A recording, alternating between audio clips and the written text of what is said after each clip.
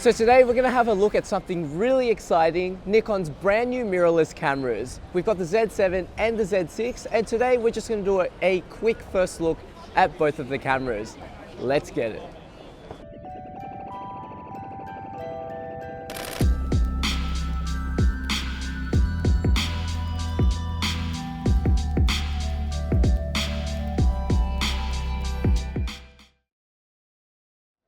So first, we're just going to talk about the design aspect of both of these cameras. So both Z7 and Z6 share the same body.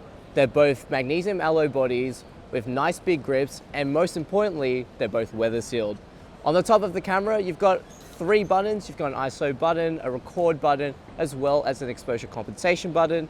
At the back of the camera, you have a nice, big and bright electronic viewfinder, as well as a large 3-point-inch touch tilt screen as well. In addition, you've got an autofocus joystick, an information button, a D-pad, and you've got your typical drive settings as well. In addition, at the top of the camera, to swap between photo and video mode, it's just a simple flick of a switch. On the side of the camera, it's got one XQD card slot, and that is for both cameras. At the bottom of the camera, it takes a brand new EN-EL15B battery, which is also the same size as the previous EN-EL15A battery. On the left-hand side of the camera, you've got a couple ports. You've got a microphone port, a headphone port, a HDMI port, a USB-C port that you can use for charging in camera as well as transfer. For those who are looking for a lighter Nikon body, you'll be happy to know that the Z7 and the Z6 both weigh under 700 grams. Now let's talk about what's on the inside of the camera. So firstly, you've got a 5-axis image stabilization system in both bodies, which if you use the adapter with F-mount lenses, becomes a 3-axis image stabilization system and works in conjunction with the VR on the lens. For Nikon lenses that do not have VR, it then becomes a 3-axis image stabilizer when used with the FTZ adapter. However, if you're using their Z-mount lenses, it utilizes the full 5-axis system. In terms of the video side of things, Nikon have definitely taken this a lot more seriously. It can now record 4K up to 30 frames per second, Full HD up to 120 frames per second, and when you record externally via HDMI, you can record 10-bit 422 color sampling with N-Log. And good news for anyone that already owns Nikon accessories such as their speedlight range, it fully works on the Z7 and Z6 as well. So now let's talk about the two cameras individually. So the Nikon Z7 has a 45.7 megapixel BSI CMOS sensor, which is similar to the Nikon D850. It's got comboed with it a X-Speed 6 image processor, which allows you to shoot continuously up to 9 frames per second and have an ISO range of 64 to 25,600.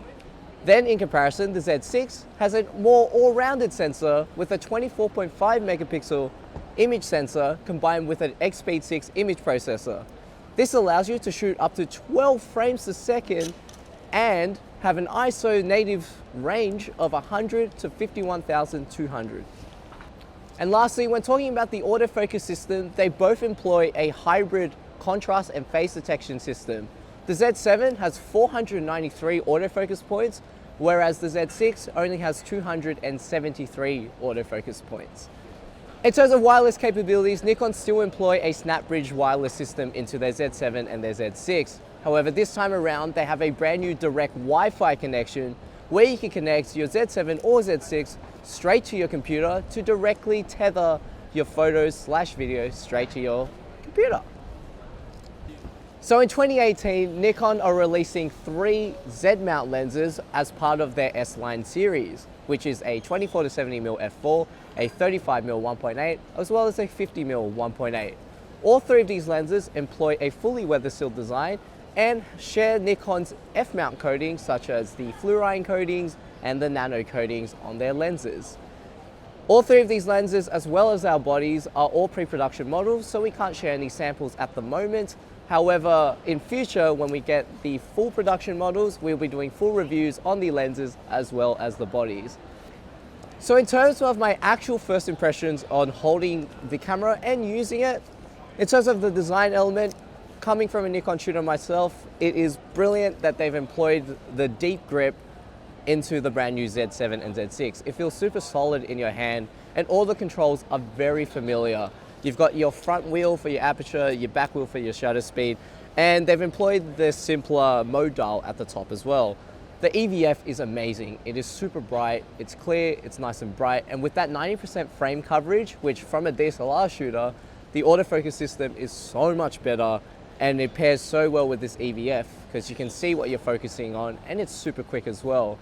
We tested the low light autofocus in the basement downstairs, and it works quite well. Nikon claim it can focus up to 5 stops underexposed, but we'll test those later on when we have the full production model.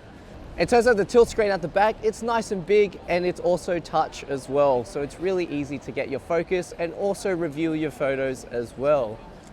And lastly, if you are a Nikon F-mount lens user, you'll be happy to know that the brand new FTZ adapter for the Z7 and Z6 works absolutely brilliant with the lens. When we tested it with the 85mm 1.4, the focus was super quick, and in fact is even faster than some of their DSLRs.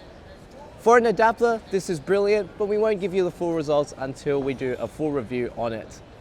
To pre-order the Nikon Z7 and Z6 as well as its S-line lenses, links to those will be in the description below.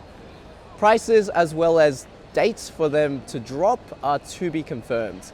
If you want to keep up to date with the latest on the Nikon Z7, Z6, make sure to follow us on our Facebook, Instagram, our blog, and make sure to like our video and subscribe so you don't miss out on our next update as we upload videos every Tuesday and Thursday.